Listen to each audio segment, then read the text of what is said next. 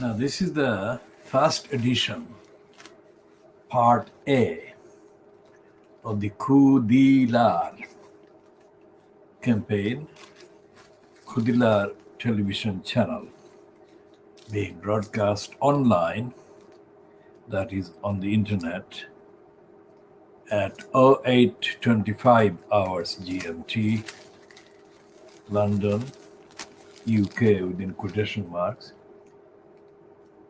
the 3rd of March 2021. Now we are still looking contextually at the front page of yesterday's Daily Mail.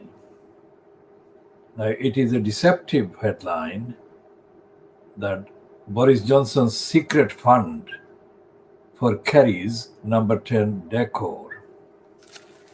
We shall not spend too much time on this one because it is deceptive and it is not really critical of Boris Johnson. It is actually a promotion for Johnson and his soon-to-be wife, let's say. Apparently, they're going to get formally wed around July this year.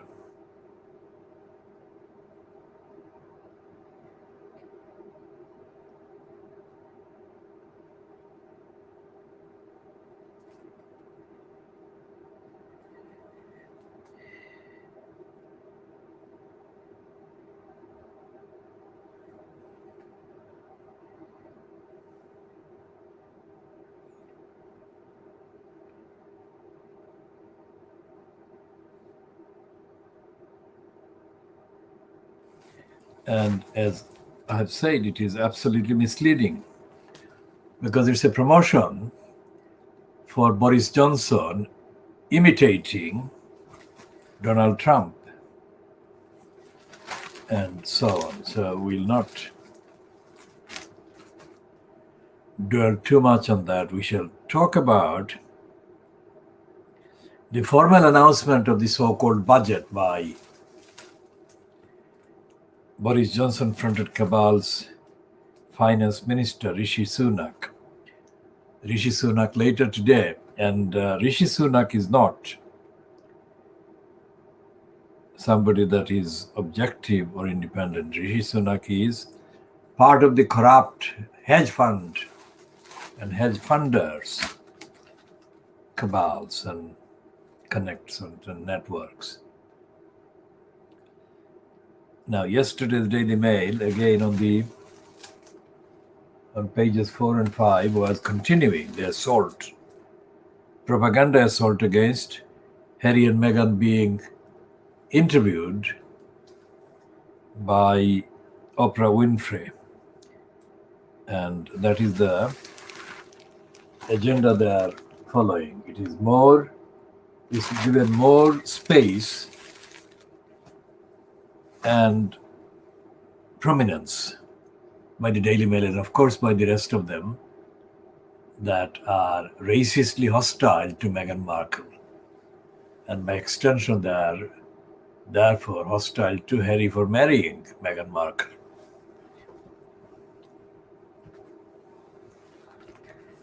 And the fact that despite the fact that the Daily Mail and others in Fleet Street have been demonizing Harry and Meghan Markle.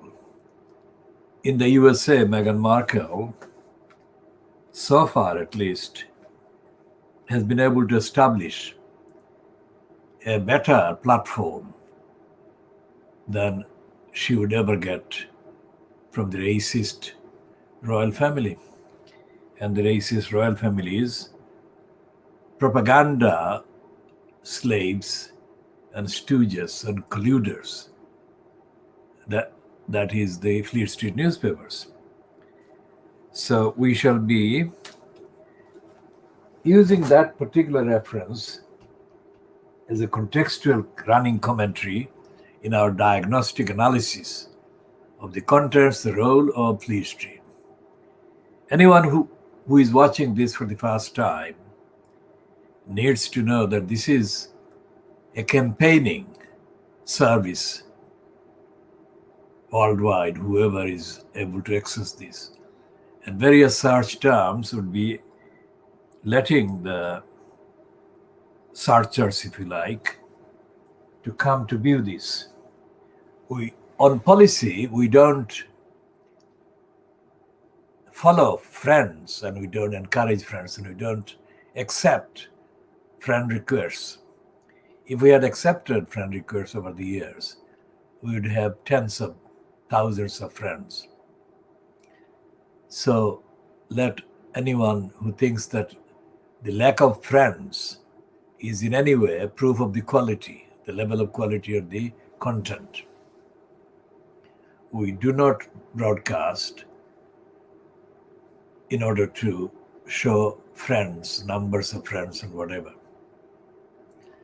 We broadcast original product and original findings of the original investigative research that we carry out around the clock. And we cover, although it's called the Diagnosis of Fleet Street, it actually covers everything in terms of the major policy issues and events. And the proof of our broadcasts and publications so far about Shamima Begum and the Tower Hamlets Council's failure and negligence in terms of delivering the protection and the safeguarding to the children, Shamima Begum and the 3 other girls. This is not something that anyone else is still talking about. They will be talking about, because we have made sufficient inroads into the darkness that exists in the so-called Bangladeshi community. And the sole cheaters and solicitors, and so-called barristers, all of them are bogus. All of them, meaning the ones that tell lies and fabricate their abilities and etc. and show their relevance, they have begun to surface on the internet after we began the comprehensive, investigative, independent, analytical reporting on Shamima Begum's state of claim and application. And we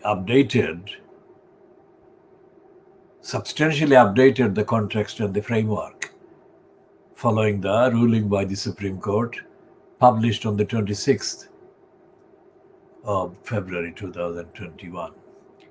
Now, these sole cheaters and the so-called barristers, purely for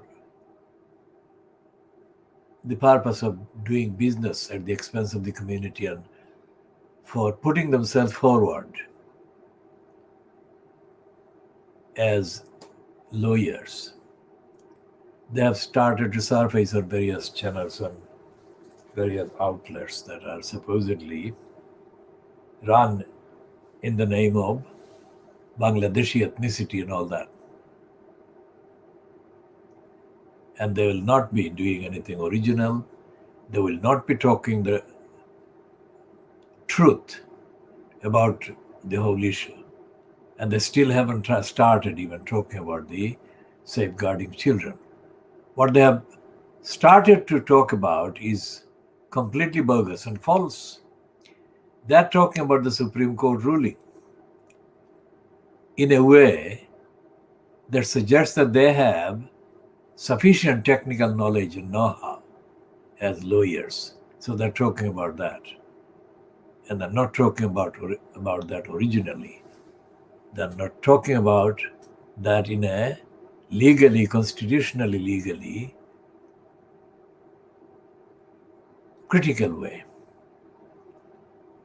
So we note that they have surfaced, but we also note that they will not make any difference except to add to their CVs the technical fact that they have been referring to this Shamima Begum now. They haven't been referring to Shamima Begum for years. And Tasnim Akunje, the soul cheater, is not a Bangladeshi.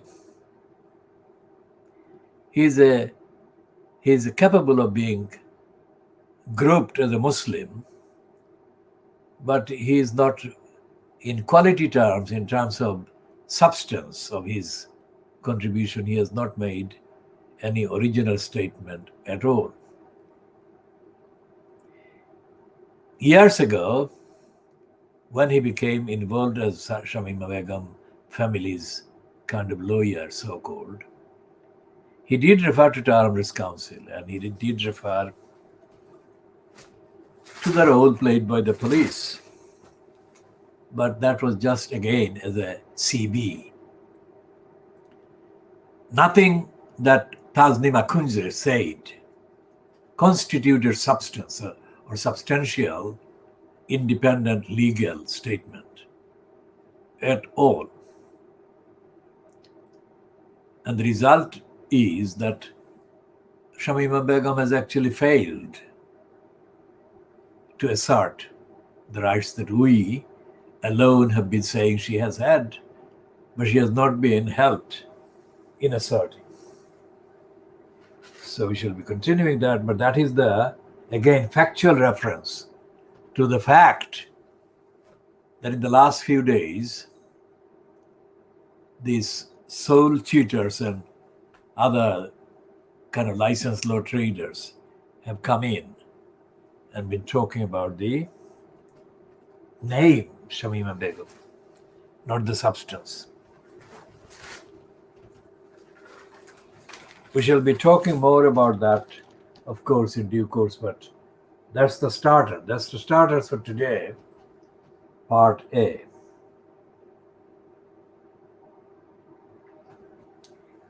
And despite the fact that they lack substance and they will lack substance, and you can go back hundreds of years, we can date back even hundreds of years before June 1757, and say that the area, geographical area, and the demographic background and area of these people who are soul cheaters and licensed law traders posing as experts in law about Shamima Begum, that they will not really oppose the Supreme Court, and they will not condemn the Supreme Court, and they will not do anything else. We are the ones that are doing it because we are the campaigners, and we operate our campaigning activities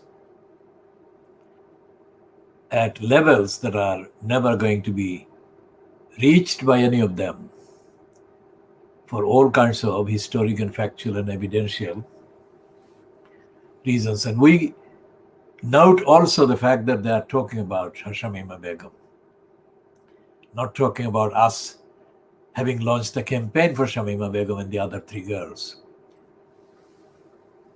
And this is evidence that these creepy operatives feel less unsafe, let's say, from assaults by their masters.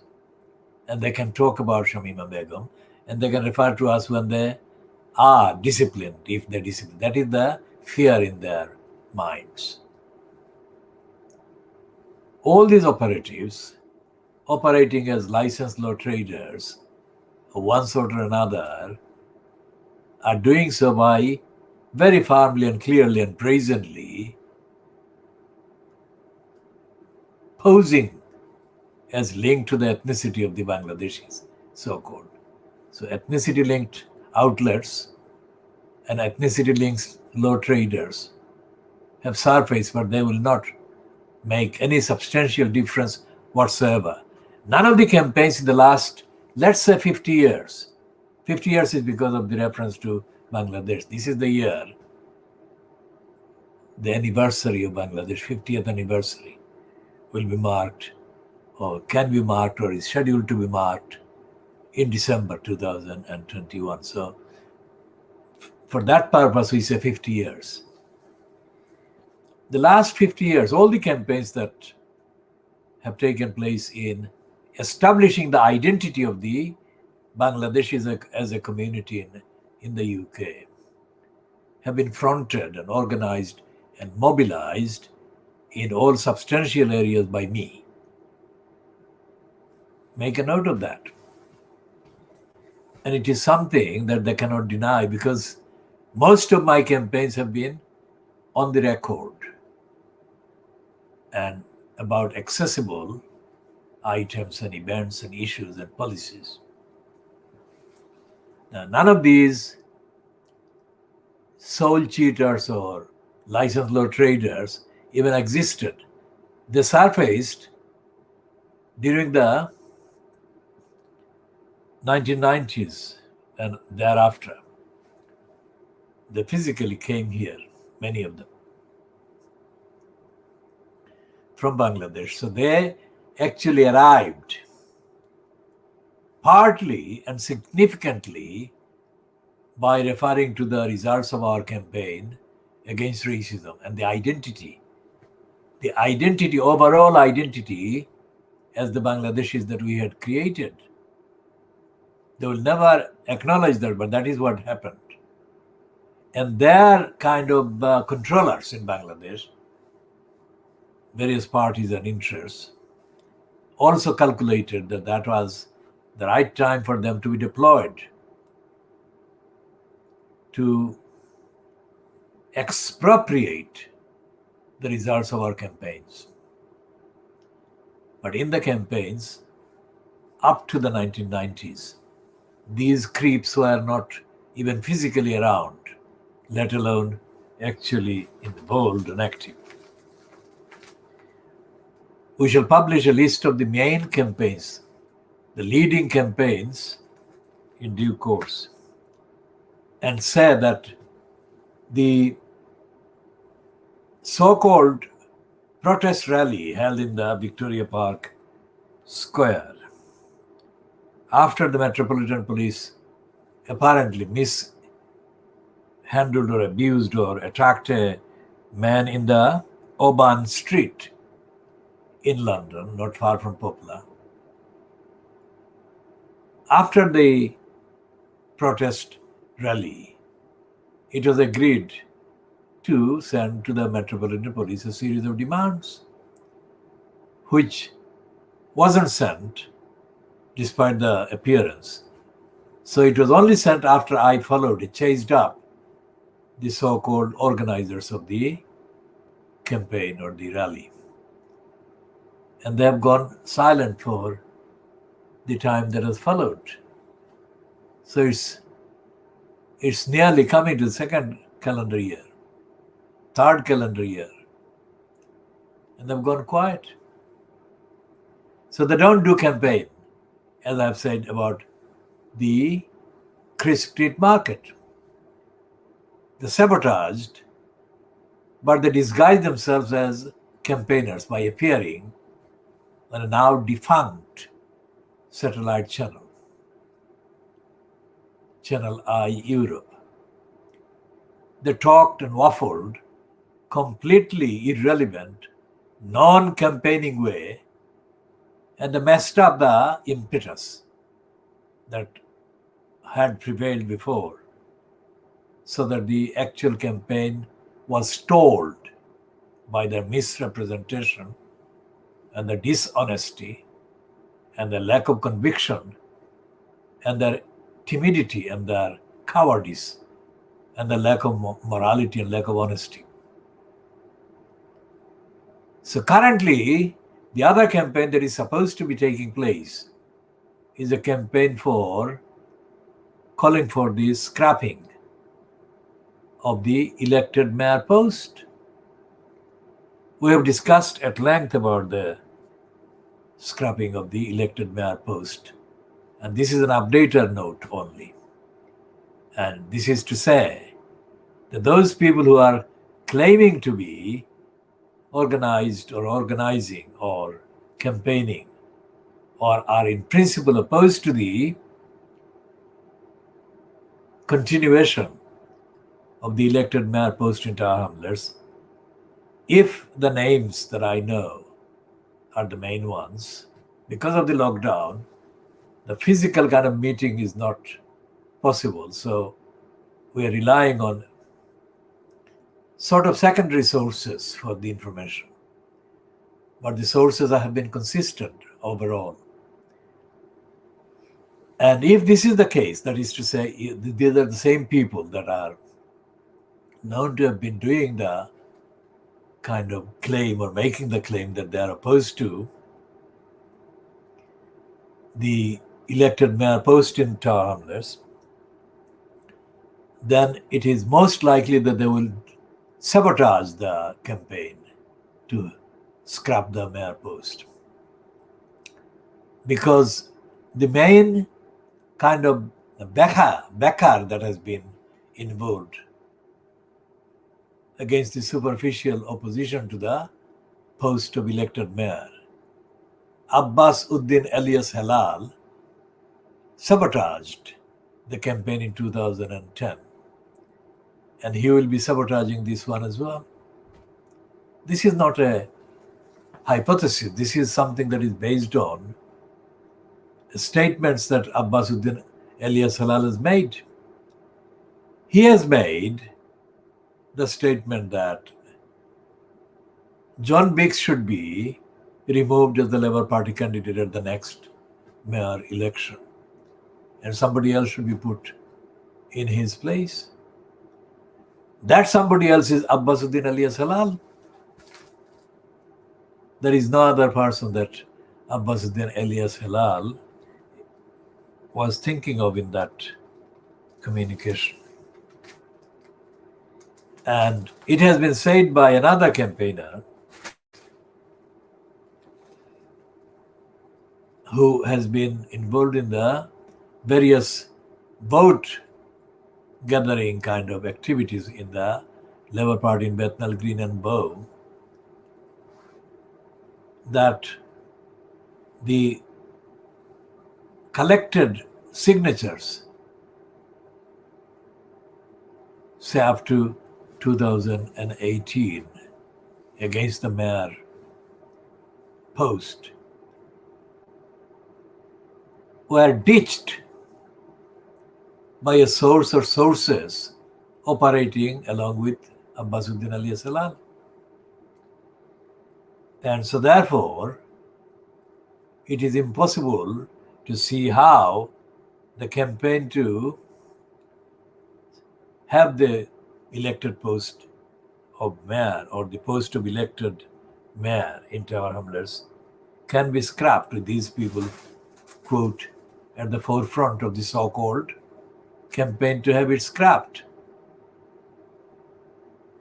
Because their record is tarnished by their conduct, which has been contradictory and which has been dishonest. And I invite Abbas Uddin alias Halal or anybody that says that what I'm saying is not the whole picture. I'll put it kindly like that. If that is the case, then let him or let anyone else operating with him communicate what they think is the true picture. And they must do that by including evidence, objective evidence, verifiable evidence, not just saying it. And we shall talk about Tower Hamlets more in due course. And as I said, one of the questions or one of the suggestions that came online in the last 48 hours, let's say, included a suggestion that the campaign, the Khoodeelaar campaign that has been launched in support of these girls, should also invite to this program the following: John Biggs, Rushnara Ali, and Lutfur Rahman.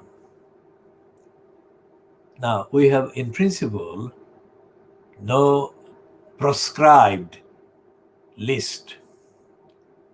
But the fact is that all these three are unsuitable as invitees for a campaign for justice for Shamima Begum, because their record shows that they have been complicit in the negligence of these girls' rights as under safeguarding children. And as far as I know, and this is subject to anyone pointing out evidence that actually updates or corrects what I'm saying. As far as I know at this time of broadcasting, Rushnara Ali, who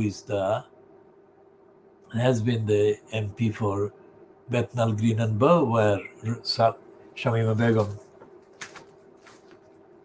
has lived and grown up. So Rushnara Ali has not made any substantial, original statement on behalf of Shamima Begum. And she has not most certainly made any comment criticizing the brazen betrayal of Shamima Begum's rights to safeguarding protection, betrayed by the local Tower Hamlets Council, which is the local council responsible for safeguarding children, like and including Shamima Begum. Now, this is a new front, and this is the major front in the campaign to have the rights of Shamima Begum and those three other girls established. It is, in terms of the time, chronologically, it is retrospective, but it is as valid a campaign as if it was happening at the time that they were being betrayed and let down, those girls. We make the distinction that this particular front is not connected with anything to do with the Supreme Court, the Court of Appeal, or Sajid Javid. In the context of the action that Sajid Javid has taken, removing Shamima Begum's British citizenship by birth from her. We shall talk, of course, extensively about the constitutional stupidity and illegality. At length, we shall talk about Sajid Javid, we shall talk about Theresa May, we shall talk about David Cameron, Boris Johnson, everyone else, in the context of her, these girls being reportedly found in Syria. But this is not the discussion we are having when we are focusing on the role of Tower Hamlets Council in betraying its duties under safeguarding children. And anyone who wants to know the details about the formal kind of constitution, that is to say the legislation concerning the safeguarding children, can visit government or gov.uk website and check the safeguarding children, and the details will be there, as much details as they have got online. Now, even if the safeguarding children, strictly as a legislative kind of move, has been around for only a few years, the essential universal kind of duties represented in the safeguarding scheme have been in existence for a very long time. Children's safety, although they have been often found to have been violated by even the British Church or the Christian Church or whatever, and in the last few decades by the Muslim gangs, Pakistani-born Muslim gangs in the northern English areas. But the fact of the existence of a duty or duties to safeguard children has been well established, well known, and rightly well recognized for a very long time. So under any description, under any scope, under any grouping, these girls, these 4 girls, Shamima Begum at the top of the list because of the fact that she has been featuring in the news more than the others. These 4 girls were entitled to protection, and they were not protected. These girls were entitled to safeguarding, and they were not safeguarded. Now that point we have made, I think, clearly enough. Now let's go into the Bangladeshi community. In the 1950s, which was, let's say, literally 2 calendar decades before 1971, there was an organization set up with the initiative of those including the late Tasadduq Ahmad. It is called the Pakistan Welfare Association. That was in the 1950s. And the reason why they set up that organization is, of course, directly to do with racism and the de facto and de jure, that is legal and actual, kind of racist obstruction and hostility blocking the exercise of what is known as basic human rights by the Pakistanis at that time. So this Pakistan Welfare Association set up to speak for the Bangladeshi or Pakistani community, including the West Pakistanis and East Pakistanis, and also to advocate their rights where possible. And in the formation or in the forming of the Pakistan Welfare Association were several licensed law trading barristers from both then West Pakistan and East Pakistan, which is now Bangladesh. Now, when I came to London, I found myself directly on the spot, if you like, on the opposite sides of the so-called community leaders that existed at the time. Now they're all gone. And I found that they were stupid and that they were cowardly and that they had nothing about their approaches and outlook that showed that they were in any way, shape or form intellectually kind of equipped to understand the concept of independence and concept of freedom and concept of international law and the concept of racist legal structure whatsoever. Now, this is not something that I created. What I'm doing now is not something I created or asked for. I'm only doing this because for the last 50 years, there has been nothing done by anyone else. I'm saying that plainly as that. Let anyone who disagrees correct me on the record. Everything I'm doing is original. I'm not doing something for the purpose of getting a grant from something.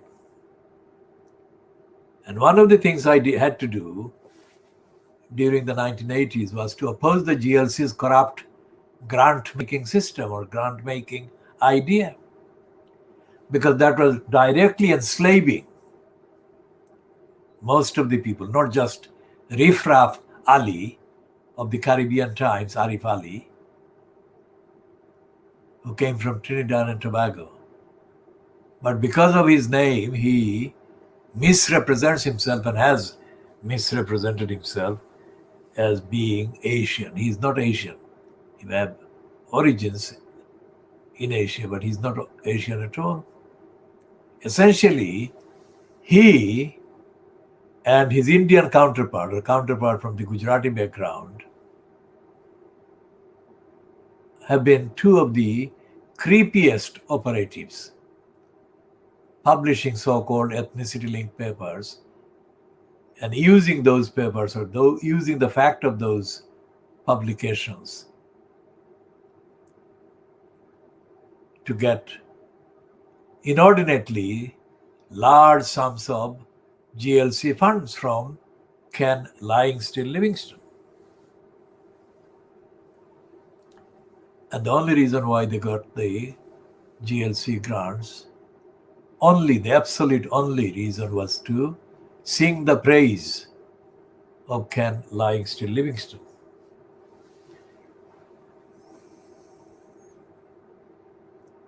Now, these people constitute the servile kind of collection of leaders. They are not leaders of any sort.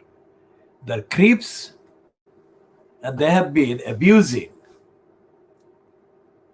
the community they have claimed to have been aligned to. And they have been allowing the races to fester.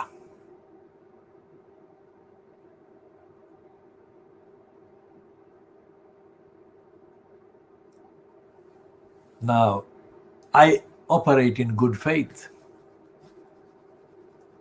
and I give the benefit of the doubt to everyone. And I actually adhere to the highest standards of due process as far as I know. And I'm entitled to legitimately expect others to oblige and deliver in accordance with their due process. And I don't do things out of malice, personal prejudice, hostility, or any description of benefiting myself. The biggest benefit, the only benefit I aim to have is to be able to tell the truth in defiance of the liars and the lies and the lying. That is the biggest aim. So when the persons who appeared on the now defunct satellite channel called Channel I Europe during 2018 and made all kinds of claims that they were very well informed, as well as being morally committed to oppose the attack on the crisp street market and the community by Popular Haque and by Tower Hamlets councillors fronted by the racist liar John Biggs. When they appeared and made those statements, they knew that they were being artificial and false. When the rally was organized at the Victoria Park Square, just next to the Bethnal Green Underground Station, they knew that they were making speeches as if they were going through the motions. When the racists in the SWP gave Rabina Khan the main platform at the corner of Wilmot Street and Bethnal Green Road and had a so-called rally against the Jamaican or West Indian woman attacking a Muslim woman wearing a hijab, they knew that they were doing the motion. They had no intention to take that to the logical conclusion and have this woman held to account. So these are the three examples, just three examples, but there could be hundreds of examples I could give about how events that have been staged apparently against racism at every level were faked, false. And the only benefits that arose from those events are to be found in the CVs, in the list of achievements made by these creepy, bogus campaigners, posing as genuine campaigners. So I'm saying that they need to be told that they must not try to sabotage this campaign for justice for Shamima Begum and the other three girls, because these creeps are too close to the creeps who are councillors in Tower Hamlets and the creep John Biggs. Now those councillors and the creep John Biggs are the targets of this campaign, this part of the campaign for justice for these girls, Shamima Begum and the other three. So we shall be updating in due course on this and related issues. Now today's Times, owned by the dirty digger Rupert Murdoch, has this false headline. Completely false, let's say. This is the Times, the world famous Times newspaper.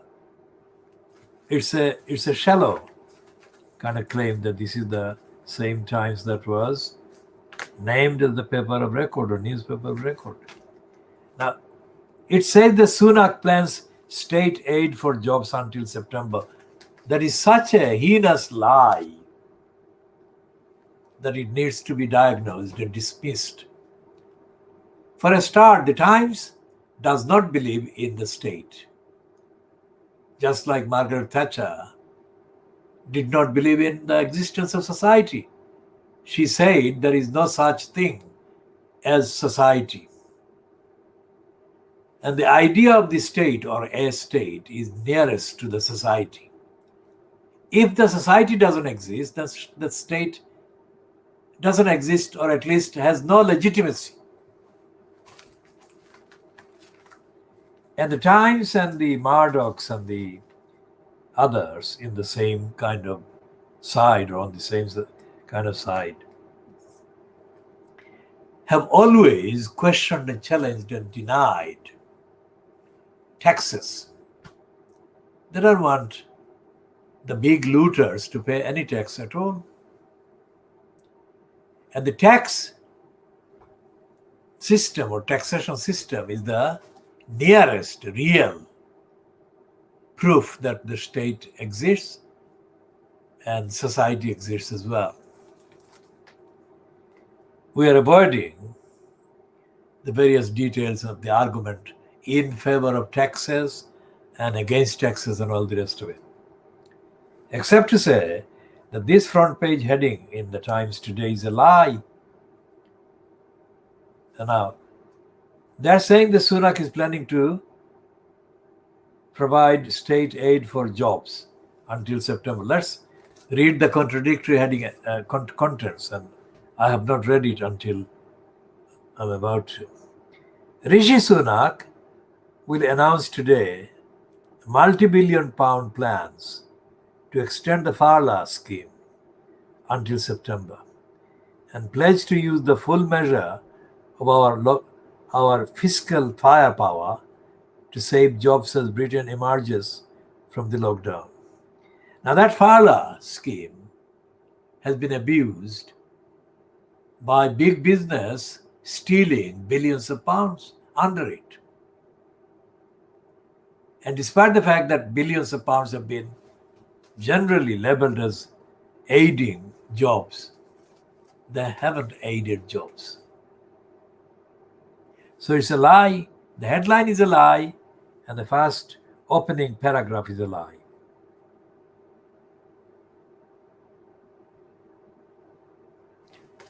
And the fact that it is a lie is admitted in the next paragraph.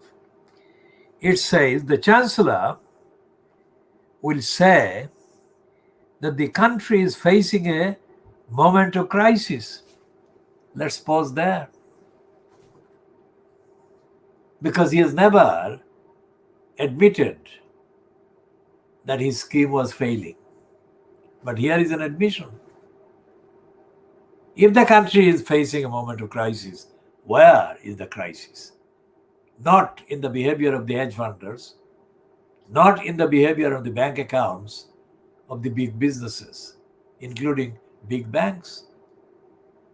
It's among the many, the ordinary people in the demography, that the crisis of various sorts is kind of getting worse. Getting worse as connected with every wrong policy step that the Johnson-fronted cabal takes. And remember what is missing in this whole narrative. The name Starmer or the name Labour Party. Because they're dead, as I said yesterday. Politically and constitutional and legal and in Parliament, the Labour Party has been killed off. It is worse than shameful. The silence by Keir Starmer is worse than embarrassing. The silence and the lack of intervention by Starmer is worse than disgraceful and worse than stupid. Think about that.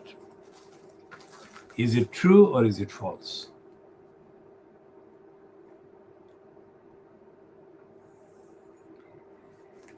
And the Times says the second piece, of course, against Meghan Markle.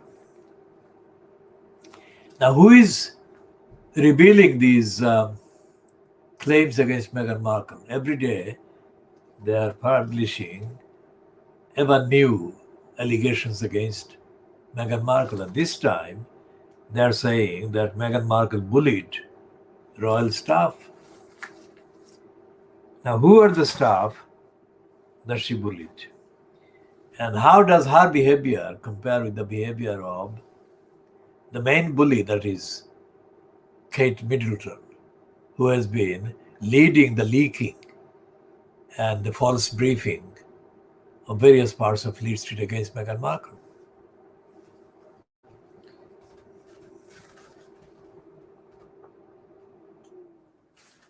The details are everywhere, so I'm not going to read everything except to make that observation that I've just made.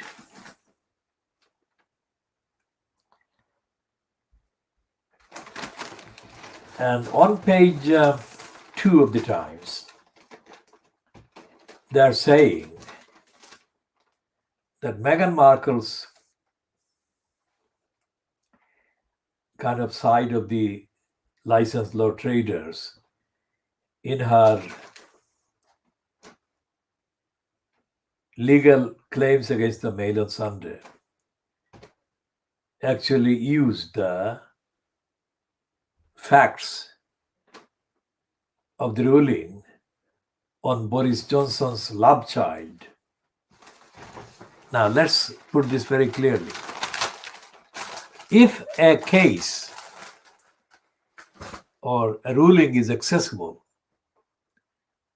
and is not protected by any confidentiality order by the relevant court giving the ruling, then any intelligent litigant or their representative is entitled to make a reference to that in the context. And yet they're showing this as if Meghan Markle abused. She didn't abuse anything.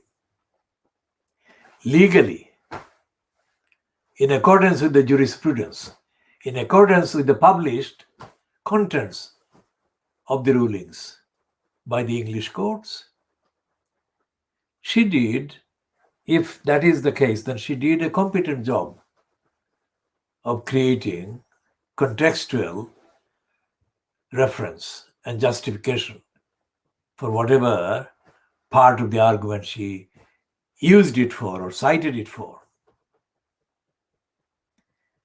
The ruling on Johnson or anybody else's kind of paternity, which is what this ruling was about, the ruling, if published, and is published with the open kind of condition, that is to say, open access, then that ruling can be cited by anybody who thinks that they can cite it.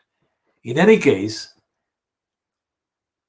there is no list. There is no list of decided cases that can or cannot be cited.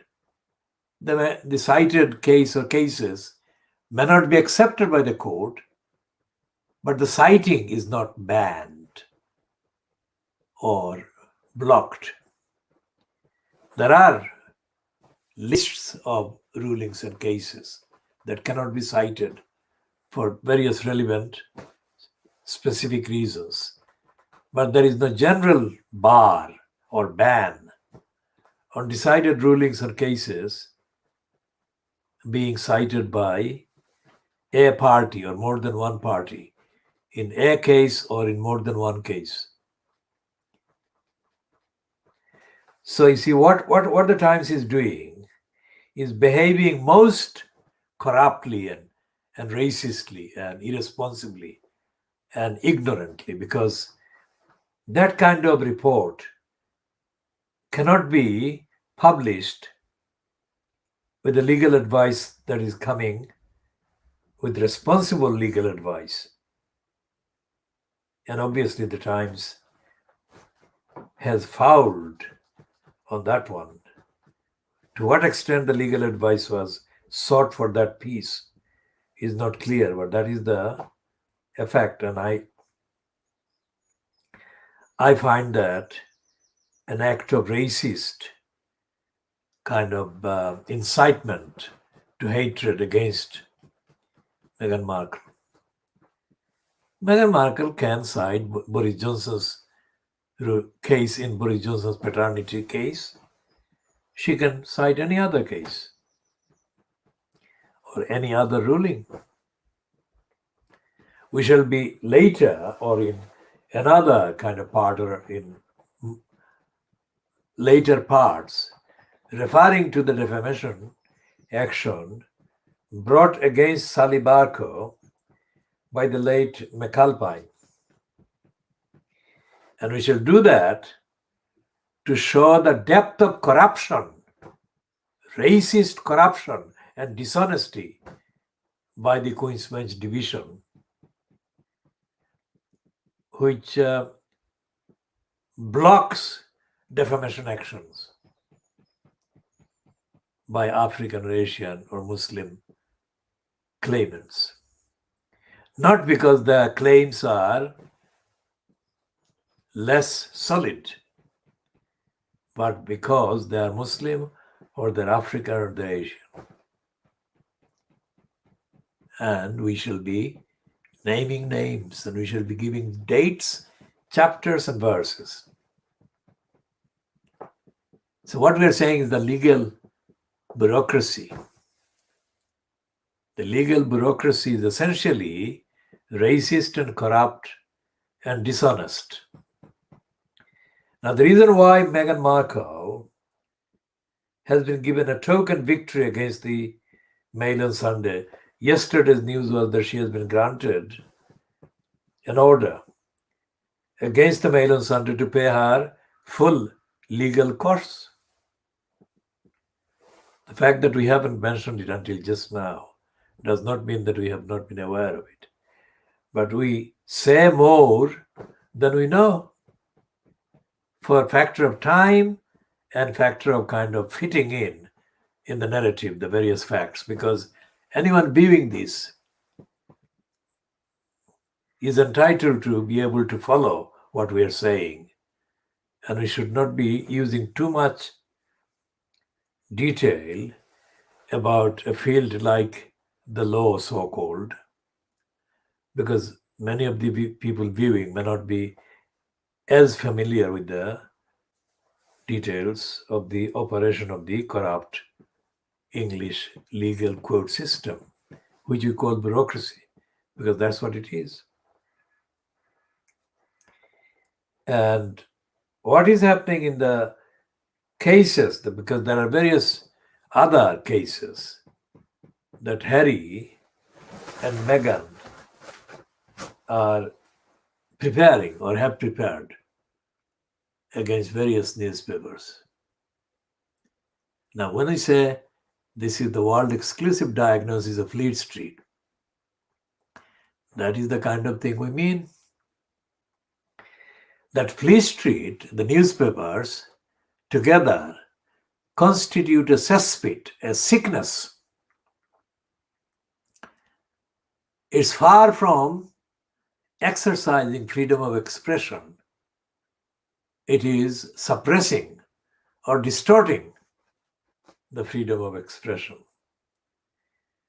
And the agenda is not based in Fleet Street. The agenda is based in the Conservative Party, in the big business, in the City of London, and others who are never identified by name, but they have the biggest influence and say on the shape of the legislation, the shape of parliament, the shape of the policies that the government implements and carries out. And essentially, going by the parliament, going by the history and the record of the political party that has been in power for the last few hundred years, going by those, it is evidentially fair to say, accurate to say, that this is a very, very corrupt kind of society in those terms. And the crooks are to be found mostly in the Conservative Party or in their neighborhood. That is to say, the listed donors and operatives from the outer sphere of the formal Conservative Party's kind of constitution. And the behavior of David Cameron, we have mentioned his speech, the racist speech he delivered from Nuremberg in 2011, I think, but we can check the date and we can update on that one if it was in another year. But the Nuremberg connection was revived by the racist Cameron with purpose. Yesterday we referred to him, but we didn't complete the reference. And here is the bit that was not mentioned yesterday in our broadcast, in the 3 parts that we broadcast yesterday. David Cameron literally, racistly insulted and made fun of and bullied Jeremy Corbyn. These are facts. And I don't say any of this because I am a fan of Corbyn. I never was and I never would be, and I never needed to be a fan of anybody. As I have said, Corbyn admitted that he was not as good a public speaker as I was. It wasn't something I needed, but he said that. So I'm not a fan of Corbyn and I don't have to be a fan of Corbyn. For me to say that Corbyn was unfairly mocked, ridiculed, and insulted and bullied by David Cameron. And the incident that I'm referring to here is a tip of the iceberg. And this incident was at the time when Cameron abused the Prime Minister's questions and insulted Jeremy Corbyn, mocked him from going to Calais and meeting some migrants or asylum seekers. In due course, we shall be fully covering that whole incident, reference, and mocking and insulting.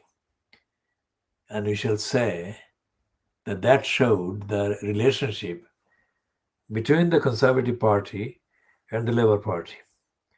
The Labour Party is on that record at the receiving end of attacks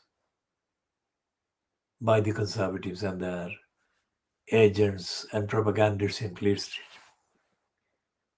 And that should not be the case. That should not be tolerated. Because if that is tolerated, then there will not be any recourse to even theoretically seeking justice through the existing institutions like the legal bureaucracy.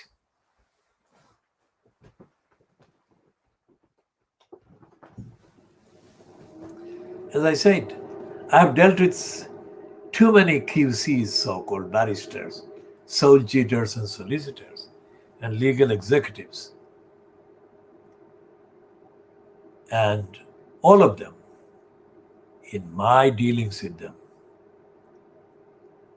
have failed to answer questions at the center of their alleged competence in the law and alleged competence in the knowledge that they must have, or must be required to have, or must be required to have proof of having. Now that's a very dismal state for the many to be in, to be at the kind of mercy of these criminals and morons for the exercise of rights through the legal bureaucracy. If ordinary people that are denied justice and access to justice or access to legal remedies, let's say, in that way, which is the case, then the most kind of deprived and denied people, and most of them, the numbers, will forever remain denied and deprived of justice and say, which is what has been the history. I mean, England is a place which, on the land of England, too many massacres took place. Too many massacres took place. On religion, on property, on land, on democracy, on having say. And these are not footnotes in history. These are active, live factors that must be brought to the front and referred to fully, so that today's denial of justice, today's organized financial robbery and looting can be understood. And correct understanding of the issue and the parameters is the first and the most important requirement for any successful opposition to any oppression, any denial and deprivation, any illegality, any violations. All of these are active, dynamic, ongoing events as we speak. This is the principle, and the particular topic or the subject may be different or changed because of the dynamics and because of the dynamic nature of society or human society, regardless of who is in control in terms of making the laws and exercising the powers to make the right or the wrong decisions.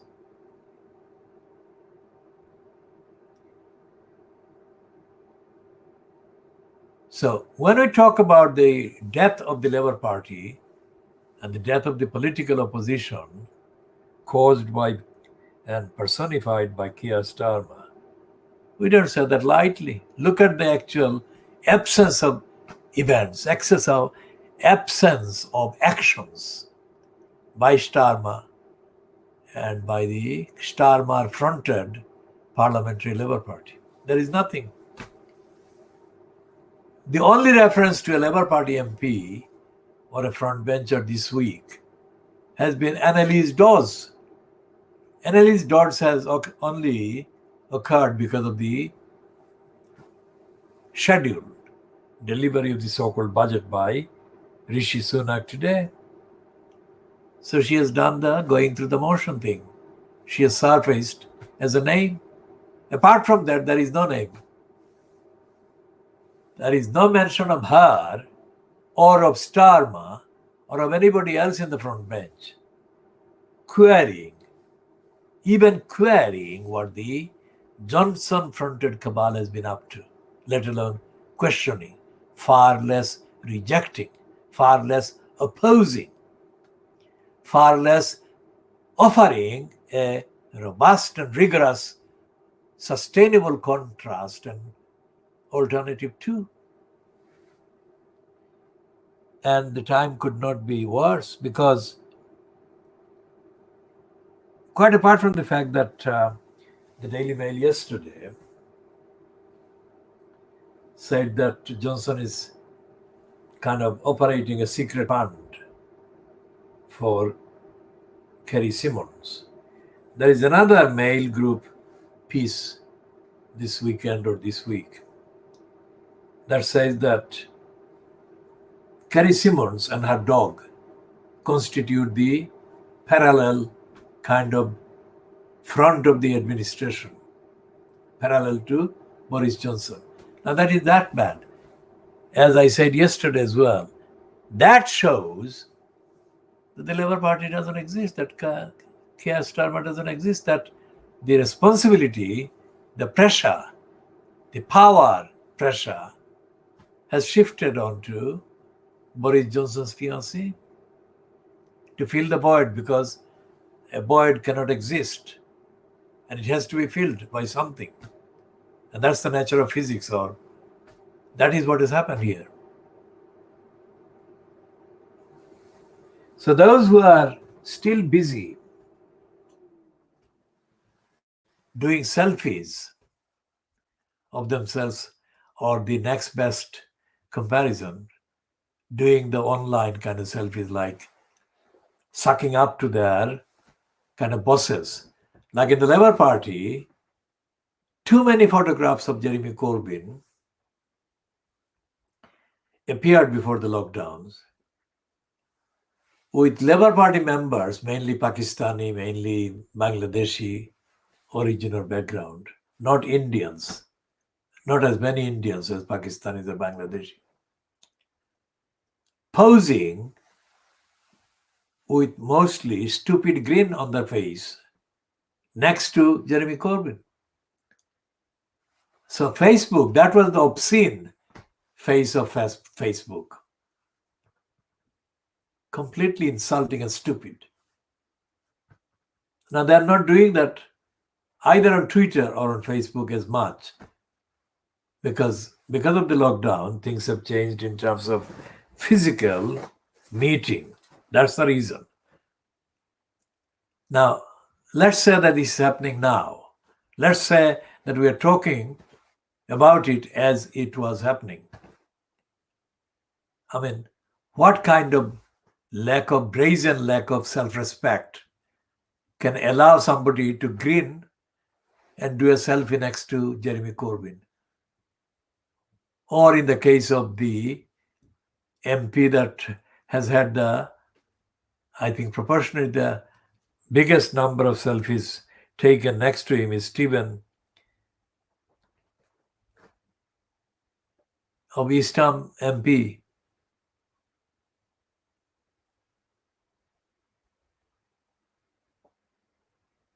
I mean, what was that? What on earth was that? Why were they doing that?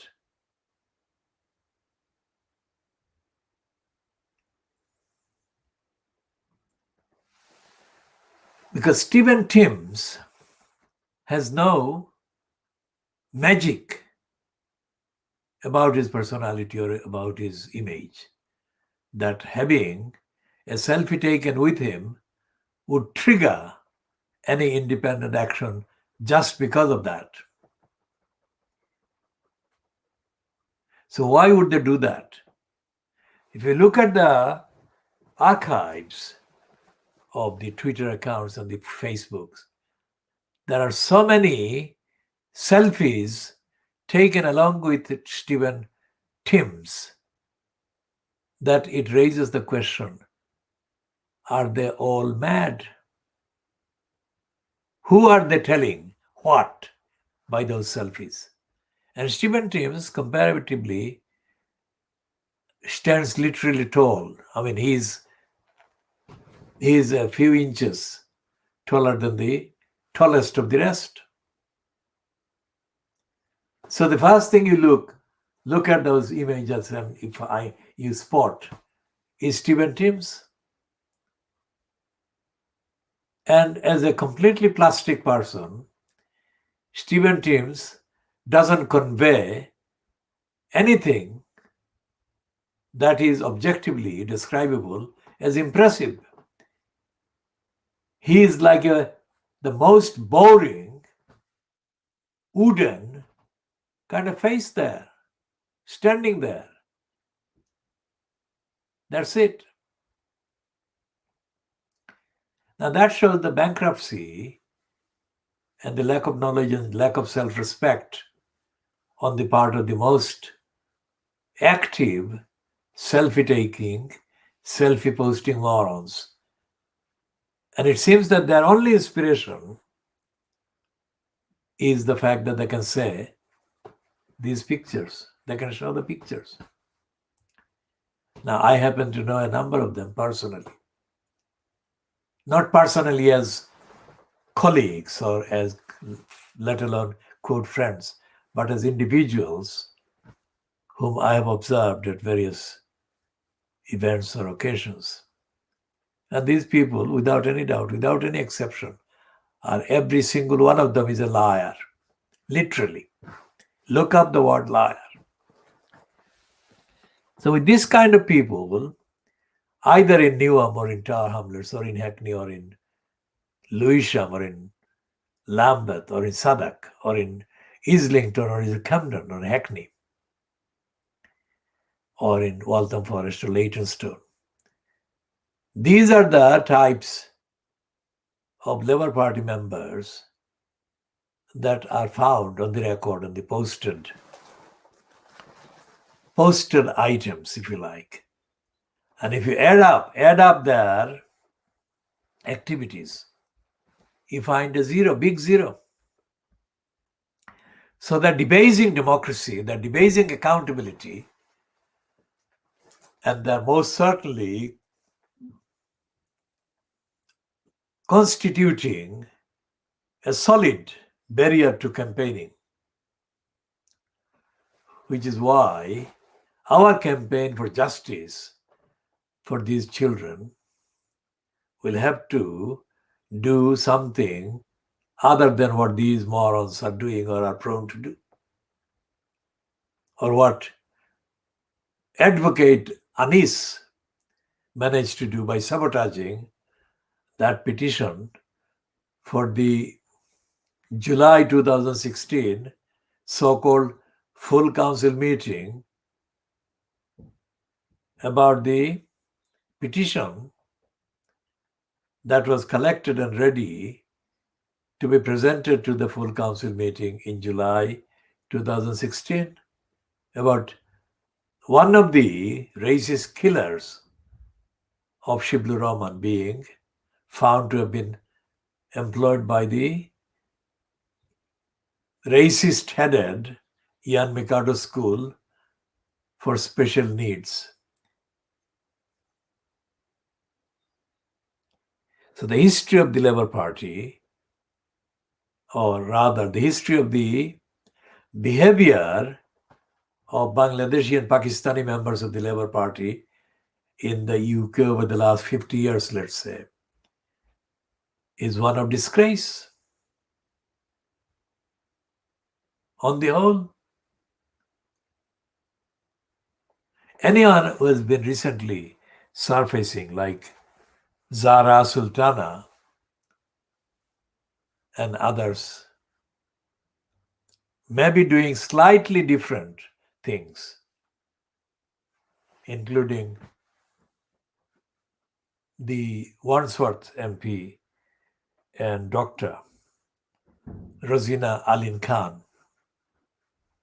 They may be doing slightly less dishonest and less kind of supplicatory and stooging roles.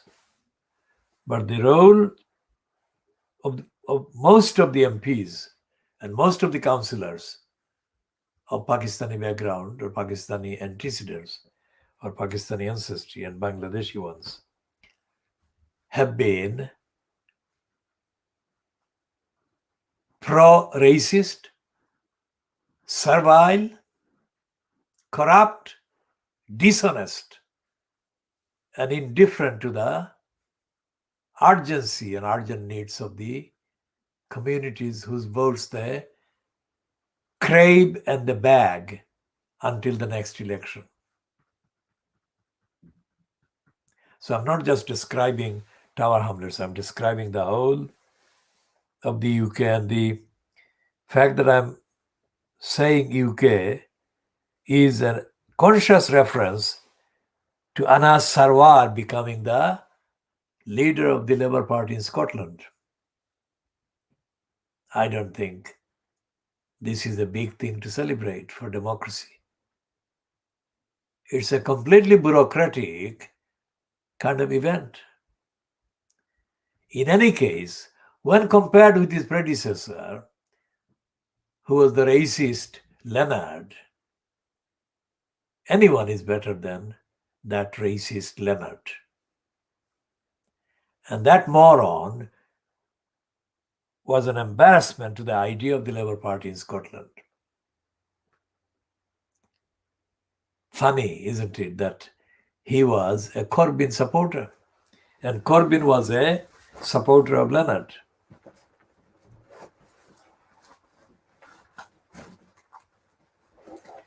That sums up the disaster politically that Jeremy Corbyn was.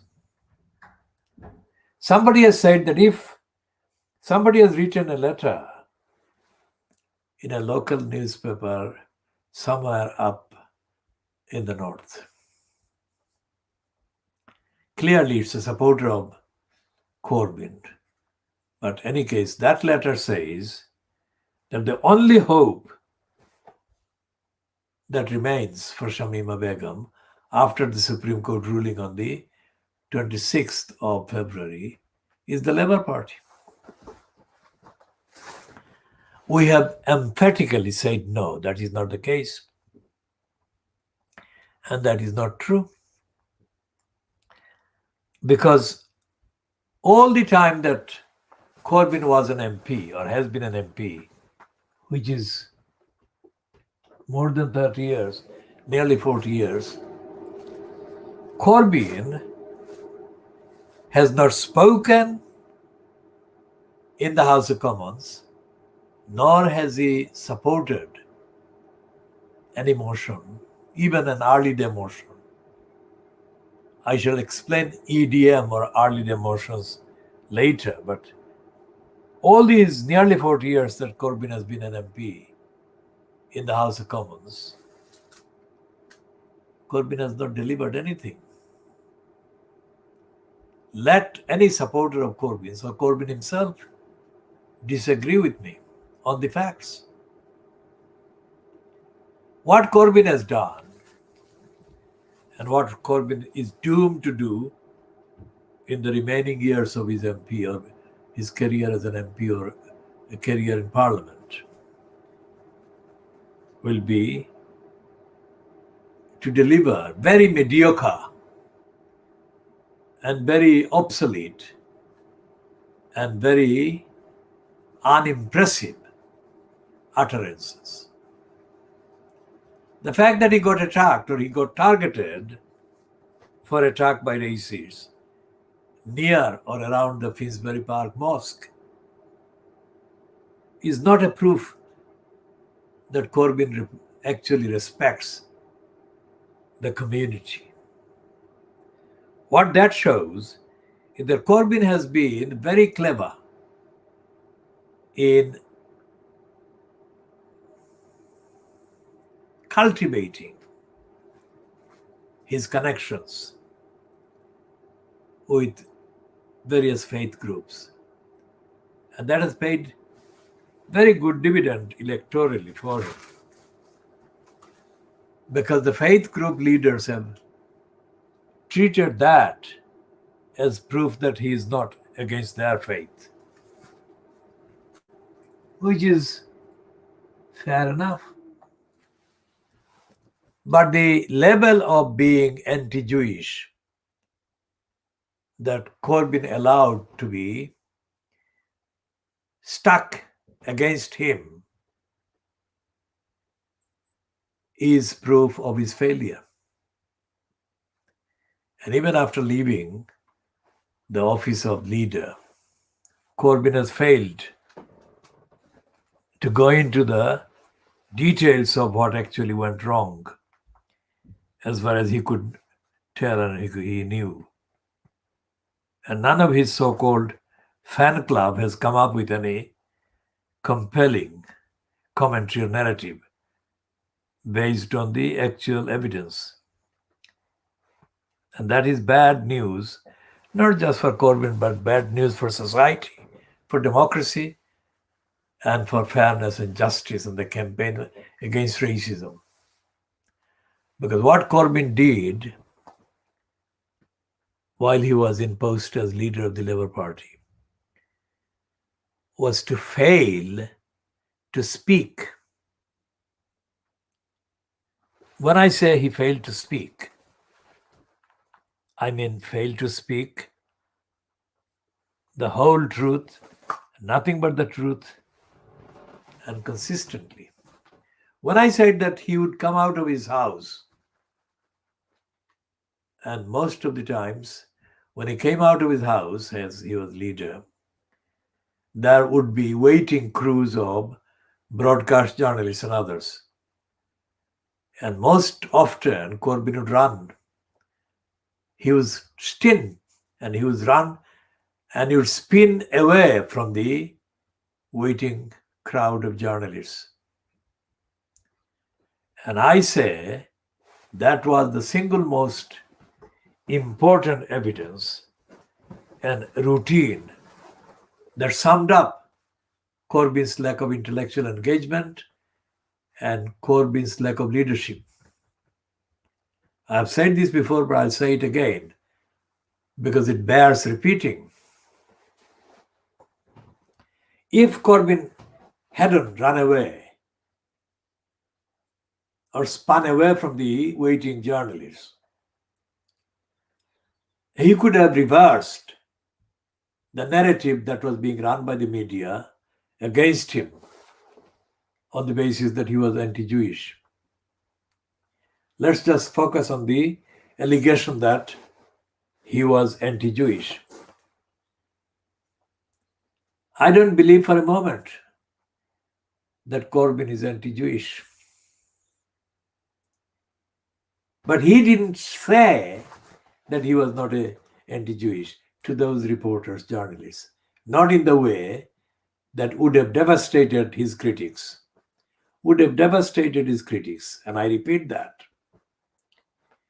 If he stood there in front of the journalists and made one condition to them, that he would speak uninterrupted for 10 minutes, 5 minutes, 20 minutes, whatever, but that would be the condition, that he would speak. And if he did that, and if he referred to the contradictions and the dishonesties and the lies on which the peddlers and the exploiters of the anti-Jewish league kind of applied against him, he would have sunk them. But he didn't do that. And you can extrapolate and you can apply the same evidence of Corbyn's lackluster and stupid, lazy and cowardly behavior on every other issue. And I'm saying now, which is the third calendar year since he gave the election, handed the election victory to Boris Johnson, that would have reversed and that would have sunk the Conservatives. I'm saying it now. I've been saying it since, but I'm saying it again now, today. Leadership actually depends on the person. Okay, all the other factors combined, but at the end of the day, it is on the person. And Boris Johnson was the weakest occupant of the position of the leader of the Conservative Party. But the Labour Party under Corbyn failed to make any use of it, let alone the full use of it. And because Starmer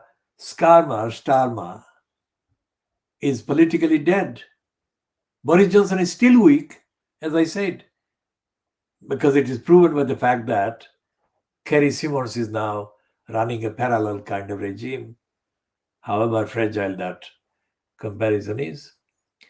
In that situation, Keir Starmer should have sunk Boris Johnson by now. But Keir Starmer is a conservative. It's not my opinion, it's on the records. Everything Starmer says and does is conservative.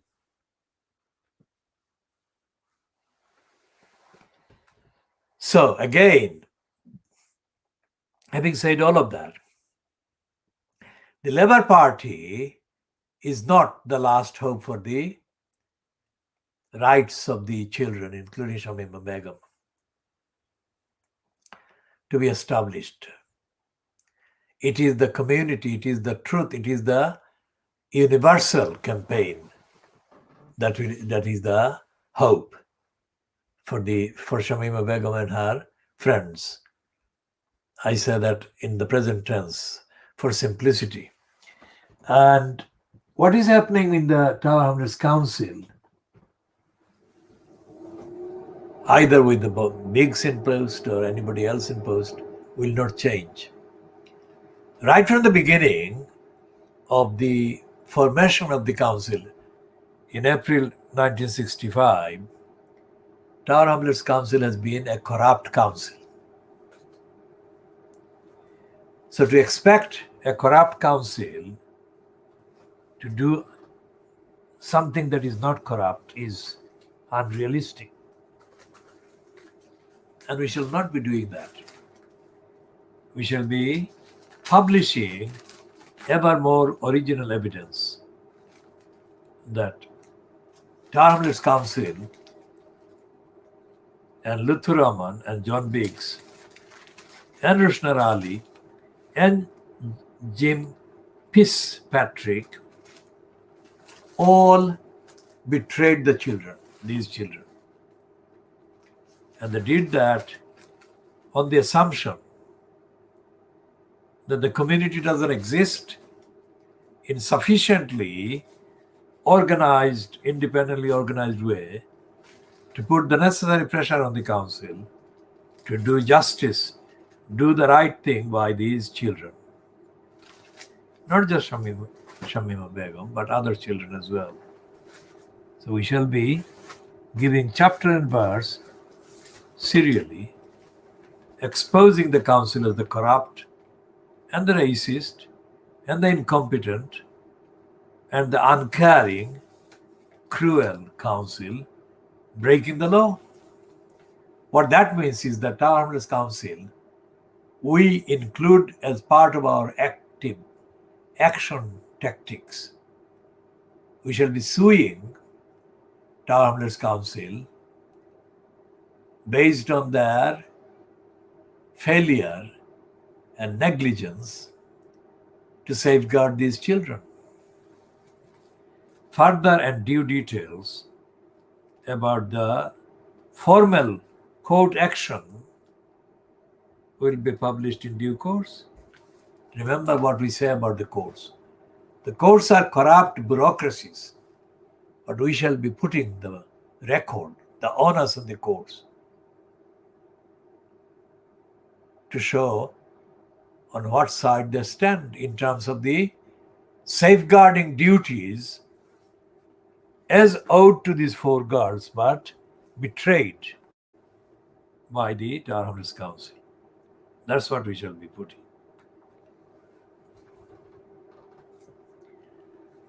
So we are now bringing to an end this part, the part 1.